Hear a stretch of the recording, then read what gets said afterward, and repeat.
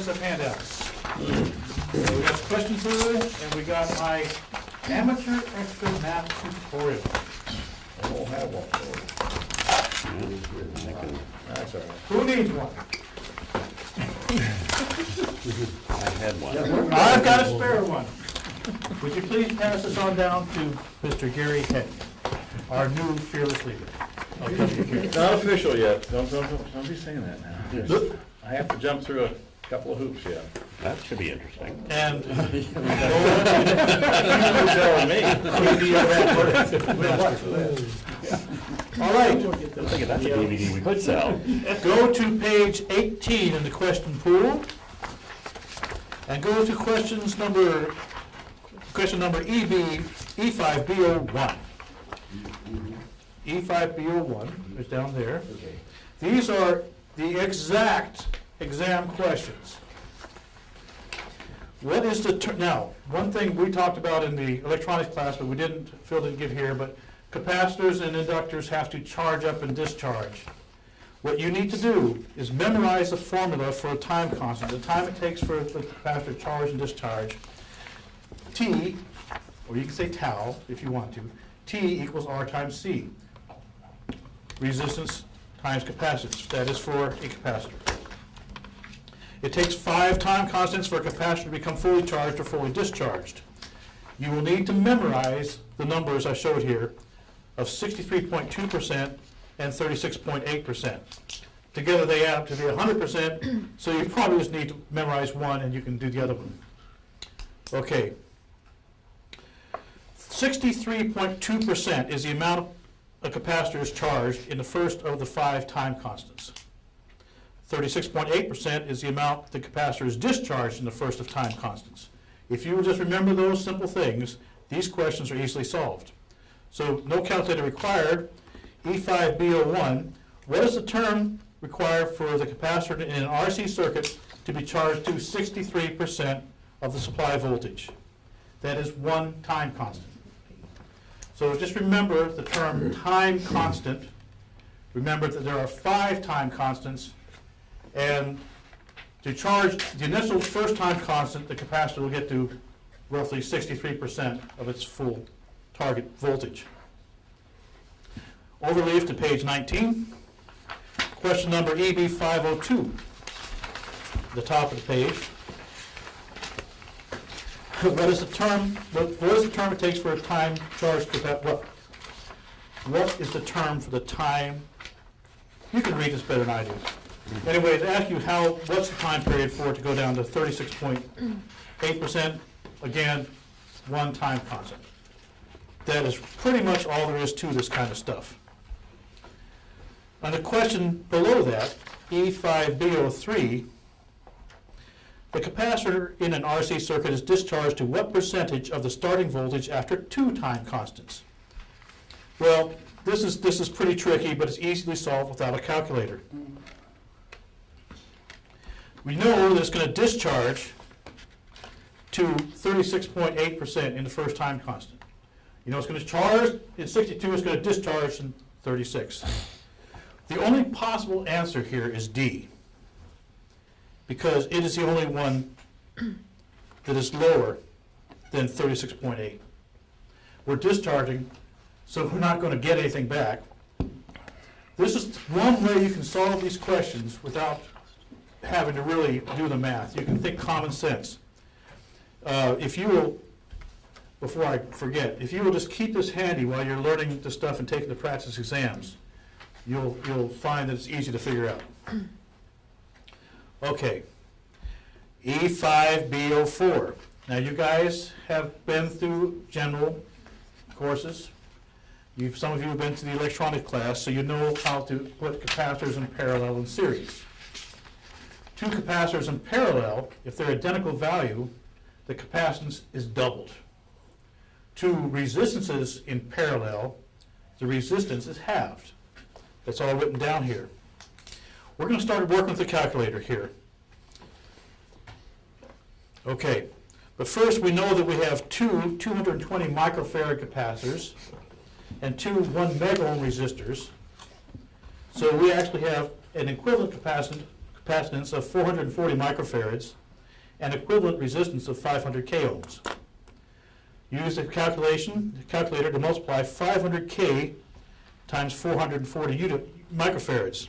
Well, you can do this. You can put in there 5, 1, 2, 3, 1, 2, 3, you know, to put the 500,000, 5, 1, 2, 1, 2, 3, times 0.00044, and you get 220. You're going to learn now how to use the exponential function of these calculators. Put in the number 440, and you should have somewhere an EE key on your calculator. Push the EE key if you can see it. Some calculators will require you to do multiple key presses. We got an EE key in the 30X, so we're fine there. Do the EE key, Yeah, or you. and you'll see 440, and then a superscript number up to the upper right of it. You see that? 00. Do I have to? No, you don't, but you Come do. here, David. All right, let's see here. Okay. I'm sure it's here somewhere. After you get the number, Let's see here. 30XS. Golly.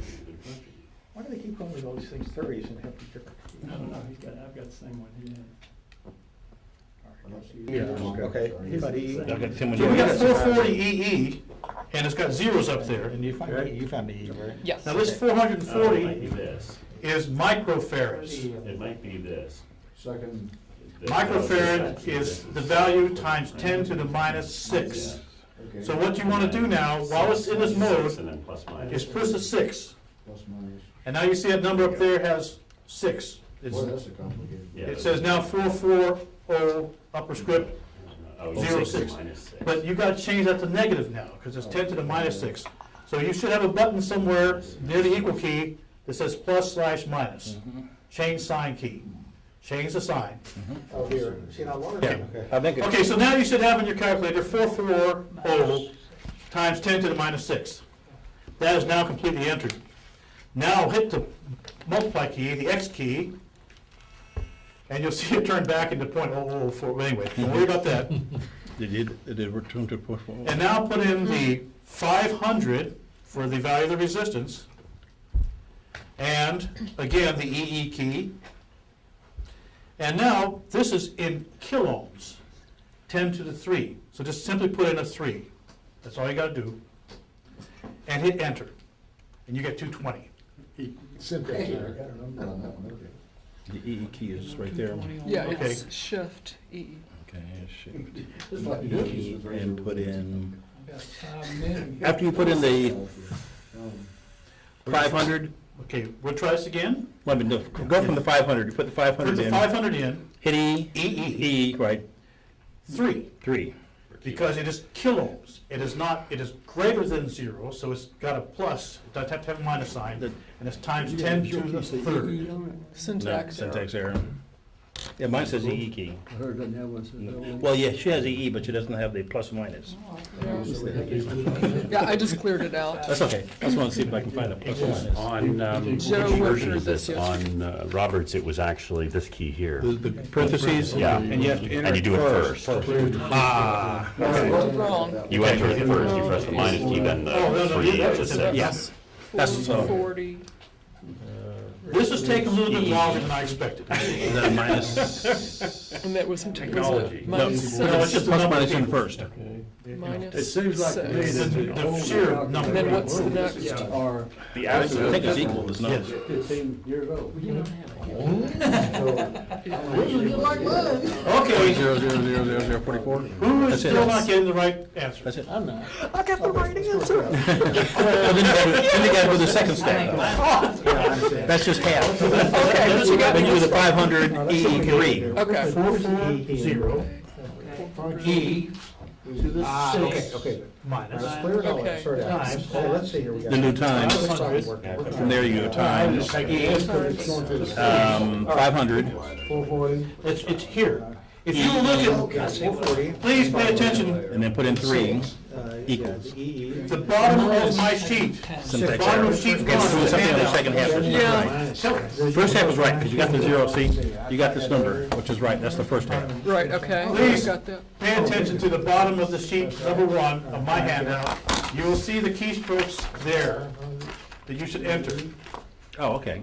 Yeah. So if you follow along as I say them. Well, the difficulty is that Robert and Laura's keyboards are, I you've understand. got to do the Funky, exponential yeah. in reverse. Second. And this is to be expected. If you'll turn the page over on my instructions now and read the top paragraph, Shift the decimal place is 2 points. 2 places, 1, 2. So Uh-huh. that- shift the decimal place 2 points. you're gonna have to learn your calculator if it doesn't fall into place at this session. 220. Don't worry You about got it. the half right, Well, we Laura. need to change what I'm doing here. And I think in the book, this is one of the errata. That's the right answer. Which one? I'm just gonna read, 410. In the final example, which I think this is, that calculates RT parallel, the product of 1 mega ohms times 1 mega ohms in the numerator should be 1 giga ohms, not 1 mega ohm. The answer is correct as printed. These are parallel. I would. Yeah, No, that rat is wrong. Okay. so the errata is wrong. It really is errata.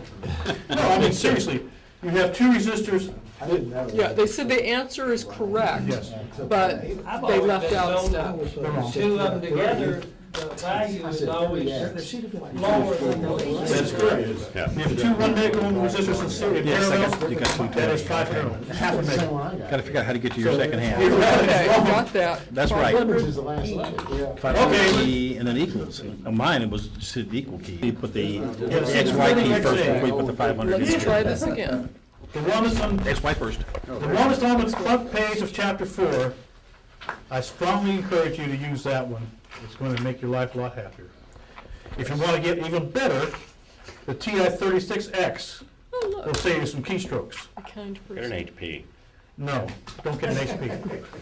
That RPN stuff. Try this again. Real math. Okay, page 19, question number E5, B05. If you'll follow along with me now, we'll skip another one here in just a moment. This is just to learn how to use the calculator again. How long will it take for an initial charge of 20 volts to decrease to 7.36 volts in a 0.001 microfarad capacitor when a 2 mega ohm resistor is connected across it? T equals R times C. So look at my sheet, page 2. It says first determine what the time constant is. Enter 0.01, the EE key, and again, if you don't have the EE key, just look at somebody else's. 6, change sign. You should see right now 0.01 times 10 to the minus 6. Okay? Multiply that times the resistance now. There's Jack. Okay? And where's times 2, was it 2? I've lost my place. Get double E. Yeah, 2 mega ohms, so times 2 to the 6, e to the 6, just follow what I wrote there, 2e to the 6, and that should give you, Okay, got it. so we now know There's the times time right constant there. is Okay, oh, it's 0.02. just multiply, Yeah. that's key. Okay. People with the regularly approved calculators, are you having trouble with this? Okay, So- Got a .02. so we know the time constant of this RC combination now is 0.02 This is the seconds. greatest calculator ever. So what percent of 20 volts is 7.36? It's asking us how long it's going to take there. So divide 7.36 by 20. Now, any calculator should be able to do this. 7.36 divided by 20 is equal to what? 3.68. You see that? Let me say it again. Divide 20 volts by 7.36. Look, Gene, look at the page there too. Well, this is just your one-time. Oh, yeah. That's exactly right. Now, that is expressed as a decimal, not as a percentage. To make it a percentage, you multiply times 100. But look at that number. Remember the time constant numbers. How long does it take for a capacitor to reach 36% of its discharge? One time constant. That is the answer. I'm going to skip the next one. You should do every single one of these over and over again. And we're going to go straight to phase angle. On page 20 of the question pool, E5B09. We're going to talk these through. You guys were given a very good introduction to Eli the Iceman by Phil. So, what is the relationship between the current through and the voltage across a capacitor? Somebody's going to answer this for me. Please do. ICE. It's a capacitor, so it's going to be ice. And I comes before E. So the current voltage by 90 degrees. Correct. All right. Current leads the voltage in the By 90 capacitor. degrees. That's right, we're ICE, I Current lead. for E. When you have this question regarding a capacitor, you know it's going to be ice. When you have this question regarding an inductor, you know it's going to be Eli. The next question down. What is the relationship between the current through an inductor and the voltage across an inductor? Well, it's an inductor, so it's Eli. You got that? No problems. I think I'll close the door. We don't want this information getting out. Page 3 of my handout. These 5 questions, 7, 8, 11, 12, and 13, we're going to solve one of them, and then the rest will be easy enough for you to tell. Here's where we are going to start using the calculator to measure angles. E5B07, what is the phase angle between the voltage across and the current through an RLC circuit if X sub C, capacitance reactance, is 500 ohms, R is 1K, and X sub L is 250 ohms? As Phil mentioned, when you have reactive components together, they add algebraically. So if you have an inductive reactance, which has a plus J, and you have a capacitance reactance, which has a minus J, you add them algebraically. Or you can just look at this and say, okay, the overall reactance of 500 minus 250 gives 250. The inductor was, X sub L is 2, okay, the capacitor is larger in this case. Put on blackboard, easier. Okay, hang on 1 second. The net result is capacity. I'll just make sure I wrote it right. Now, I want people to read these sheets. When Phil also mentioned what theta was, here we have a question that says, what is the theta? What is the phase angle? Phil already introduced us to theta. All you do for this kind of question is to determine whether it's going to, who is the dominant reactance? Is it going to be inductive or is it going to be capacitive? Then you simply take, in this case, 250 ohms is the capacitive reactance, and 1,000, 1 k ohm is the resistance. So divide 250 by 1,000. Do that now on the calculator. 250 divided by 1,000. Okay? Now then, we're going to take that inverse tan, the arctan, that Phil mentioned earlier. Do you see your tan key and tan minus 1? Someone's going to take a key press, an extra key press to invoke tan minus 1. In my case, it's the second button. On some of yours, it might be the third. Push that button and then the tan minus 1 key, and you're going to get 14, please. 14.0362 something. I will say this, there's a lot of, we don't worry about the numbers after decimal point for a lot of this stuff. And they're going to be very close. The interesting point is that these remaining questions on this sheet, on page 20 of the question pool, the answer in every case is 14. But that's not an excuse for you not to write and do these. All you do is divide the inductance or the reactance by the resistance and do the inverse tan, and you can solve every single one of these problems. However, there's another thing you have to determine. Is it, you see it says here, is it leading or lagging? Okay, in this first question, in B07, we know that the capacitive reactance was the dominant reactance. So the result will be ice. And we know it's going to be 14, so it's either B or C. It's going to be C. It's exactly right. In the same method, same manner, you solve all these questions. First, you determine what the phase angle is, theta, by means of the arctan, or the tan to the -1 key button. And then you determine whether it's leading or lagging. Please, these guys are pretty tricky, by the way. Sometimes they're going to say leading, sometimes they're going to say lagging. Go over this a couple of times when you think you got the answer, and when you're done with the test. Go back over these, because sometimes they'll trip you up and you think they meant leading and they meant lagging. So be very careful about that. Okay, go to page 21 of the question pool and page 4 of my sheets. Now we're getting into some fun stuff. This is where it all boils down to. This one solution here is pretty much the one that's going to save your neck. And it's going to be the one that is not the traditional way of solving these equations. In polar coordinates, the question is, in polar coordinates, what is the impedance of a network consisting of a 100 ohm reactance, inductor, in series with a 100 ohm resistor? If you want to do that, it's fine. Well, we need you up there. He's going to write this in What was it? rectangular, okay.